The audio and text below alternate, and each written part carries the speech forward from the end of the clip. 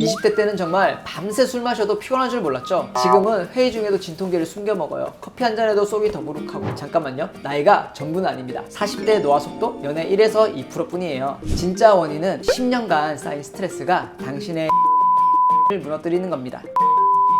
회복되면 그때 그 활력을 되찾으실 수 있습니다. 당신의 전성기 아직 끝나지 않았습니다. 안녕하세요. 불광고려 마취통증학과 원장 홍순영입니다. 저도 사실 하루 종일 병원에서 일하다 보면은 허리도 아프고 어깨도 뻐근한 날도 많고 머리 아픈 날도 있는데, 스트레스가 쌓이면 몸도 함께 반응하게 되어 있죠. 그래서 오늘 그와 관련된 이야기를 해주신다고 들었어요. 맞습니다. 사실 그 몸과 마음은 하나로 연결되어 있는데 이게 정말 중요한 얘기라서요. 오늘 그와 관련해서 깊은 이야기를 좀 해보려 합니다. 스트레스가 정말 몸을 망칠 정도로 심각한 건가요? 네, 심각하죠. 많은 분들이 단순히 스트레스가 정신적인 문제라고만 생각하시는데 실제로는 몸을 망치는 시작점이 될 수 있어요. 사실 MRI나 CT 등 검사를 많이 하시기도 하는데 검사상 문제가 없다는 것은 장기나 조직 자체에는 이상은 없지만 자율신경의 불균형을 가장 먼저 의심해 봐야 됩니다. 오늘은 스트레스가 어떻게 병이 되어 가는지, 그리고 이거를 어떻게 해결할 수 있는지 저와 함께 천천히 알아보도록 하겠습니다. 스트레스라는 말을 정말 자주 듣긴 하는데 정확히 뭔지는 잘 모르겠어요. 스트레스가 뭔가요? 스트레스란 몸이 외부의 자극이나 환경 변화에 적응하기 위해서 나타나는 신체적이고 심리적인 반응을 의미합니다. 생활 속에서 겪게 되는 긴장, 불안, 피로와 같은 다양한 감정적이고 신체적인 반응을 통칭한다고 할 수 있고, 그리고 스트레스는 크게 두 가지로 나눌 수 있는데 급성 스트레스와 만성 스트레스예요. 급성 스트레스는 일시적인 상황에서 오는 스트레스로 누구나 한 번쯤은 경험하는 정상적인 반응이에요. 예를 들어 중요한 발표 직전의 긴장감이나 갑작스러운 위기에서 느끼는 불안감, 급성 스트레스의 대표적인 예라고 할 수 있겠죠.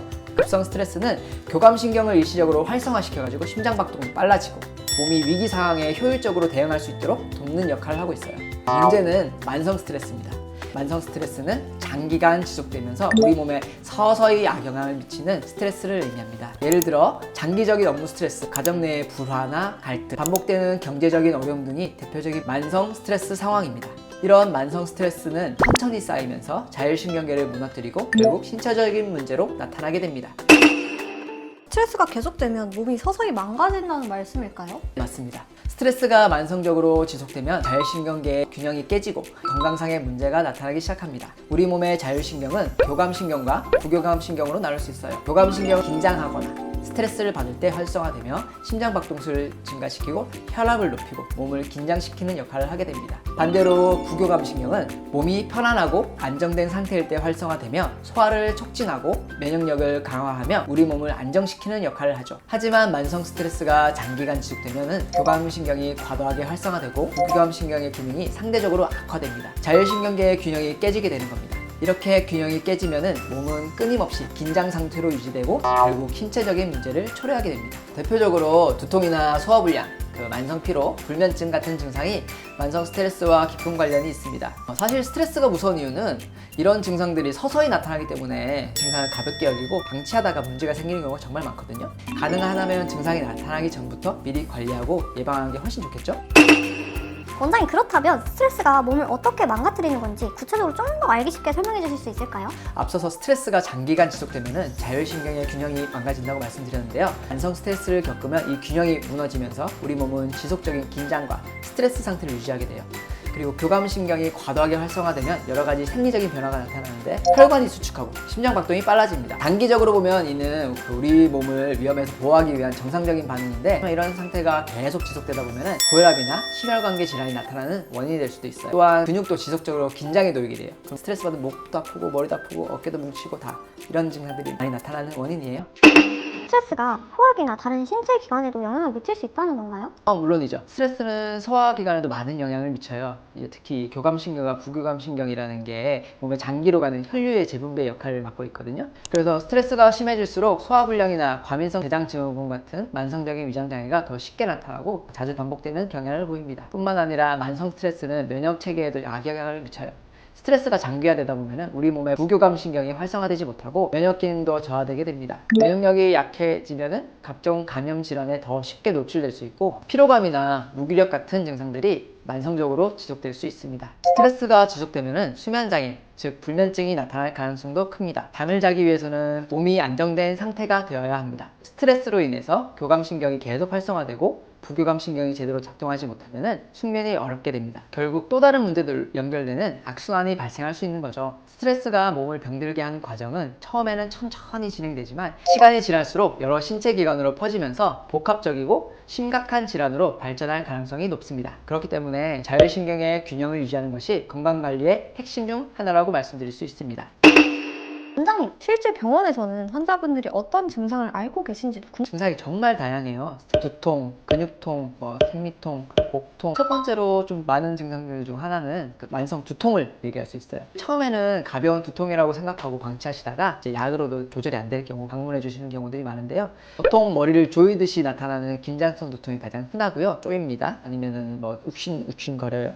아니면 눈이 침침해져요. 눈알이 빠질 것 같아요. 이런 다양한 증상들이 오시는데, 한 사례로 30대 직장인분이 업무 스트레스가 너무 과하신 거죠. 두통과 함께 눈의 피로감, 집중력 저하, 불안 증상까지 동반되어 있었어요. 검사상은 이상이 없다는 거예요. 그래서 병원에서 약만 처방해서 받았는데, 그래서 이분 같은 경우는 자율신경 균형 검사를 통해서 스트레스성 두통을 진단받고 스냅피 치료를 꾸준히 치료받은 후 지금 증상이 많이 호전되셨습니다. 두 번째로 자주 접하는 증상은 스트레스성 소화장애예요. 보통 스트레스 받으면 속쓰리거나 위경련들을 오고 그러시잖아요. 저도 예전에 과민성 장염이 있어 시험 볼 때마다 화장실 갔었거든요. 저희 병원을 방문했던 40대 여자 환자분은 회사에서 스트레스 계속 받으면서 속쓰림 그리고 식사 후 소화불량으로 고통을 받고 계셨어요. 이분도 결국 자율신경의 불균형으로 인한 위장관 기능 저하가 원인이었습니다. 적절한 스트레스 관리와 자율신경 치료를 병행하면서 빠르게 증상이 완화돼서 지금은 크게 증상 없이 잘 지내고 계십니다. 혹시 스트레스가 우울증이나 불면증 같은 정신적인 문제로도 많이 이어지나요? 정신적인 증상 중 가장 흔한 것이 바로 불면증과 우울감입니다. 50대 중반의 남성 환자분은 회사 경영 악화로 오랜 기간 맨날 잠도 못 주무시고 불면증으로 고통받고 계셨어요. 제대로 숙면을 취하지 못하다 보니까 피로가 계속 누적되고 결국 극심한 무기력과 우울증까지 호소하게 되셨는데요. 교감신경이 과도하게 활성화된 것이 원인인 것으로 확인이 되었죠. 자율신경 치료를 통해서 불면증과 우울증도 점차 개선되고 삶의 질이 크게 향상되셨습니다. 스트레스가 신체 증상에서 출발해서 결국 정신적인 문제까지 확대될 수 있기 때문에 조기에 스트레스를 인지하고 적극적으로 관리를 시작하는 것이 무엇보다 중요합니다. 실제 병원에서는 이런 증상을 어떻게 치료하세요? 옛날 같았으면 마음을 편하게 먹으세요, 우울증 약을 드세요, 이런 거 말고는 치료 방법이 없었는데요. 저희 병원에서는 스트레스와 관련된 이런 자율신경 장애가 오신 분들이 있으면은 근본적인 원인 치료에 초점을 맞추고 있습니다. 특히 스냅피 치료라는 방법을 주로 이용하고 있는데요. 스냅피 치료는 스트레스로 인해 나타나는 다양한 증상을 완화하고 근본적으로 치료를 할 수 있게 도움을 주고 있습니다. 일반적인 주사 치료와 달리 스테로이드나 약물을 사용하지 않고 생리식염수와 포도당 용액을 사용해서 근육이랑 신경을 치료하는 치료입니다. 이는 약물로 인한 부작용이나 부담은 최소화하면서 자율신경의 균형을 회복하는 방식이에요. 스냅피 주사는 직접적으로 통증 부위에 치료하는 건 아니고요. 자율신경이 분포하는 척추 주변에 따라서 치료를 하게 됩니다. 자율신경의 항상성 회복을 촉진하고 스트레스로 인해 나타나는 다양한 증상들을 개선하는 데 큰 도움을 줄 수 있어요. 그런데 원장님, 주사를 맞는다고 해서 바로 효과가 나타나는 건가요? 이거는 근데 환자들마다 정말 달라요. 정말로 주사를 맞자마자 갑자기 눈이 번쩍 뜨인다 하시고 갑자기 숨이 잘 쉬어진다고 하시고 이런 분들도 많이 계세요. 어떤 환자들은 한두 번에 크게 효과 나시는 분들도 있고 어떤 분은 5회, 10회 해야 효과를 보시는 분도 많아요. 기본적으로 저희는 3개월, 10회에서 3개월 정도 치료 기간을 잡고 치료를 하게 되는데, 물론 모든 치료가 그렇듯이 스냅피 치료 역시 효과가 환자 개인의 상태나 증상에 따라서 차이가 있을 수 있어요. 따라서 전문 의료진과 충분히 상담과 정확한 진단을 한 후 치료 계획을 세우는 것이 매우 중요합니다. 그렇다면 스트레스를 관리하고 예방하기 위한 현실적인 조언도 해주실 수 있을까요? 스트레스는 현대사회를 살아가는 사람이라면 누구나 피할 수 없는 문제죠. 그렇다고 무작정 방치하거나 무시할 수 있는 문제는 아니에요. 스트레스 관리를 위해서 가장 먼저 권하고 싶은 방법은 본인의 상태를 정확하게 이해하는 거예요. 몸이 보내는 신호에 민감하게 반응하고 증상이 나타나면 그걸 가볍게 넘기지 말고 초기에 적극적으로 대응하는 것이 중요해요. 일단 스트레스를 일으키는 원인을 피하는 게 제일 좋겠죠.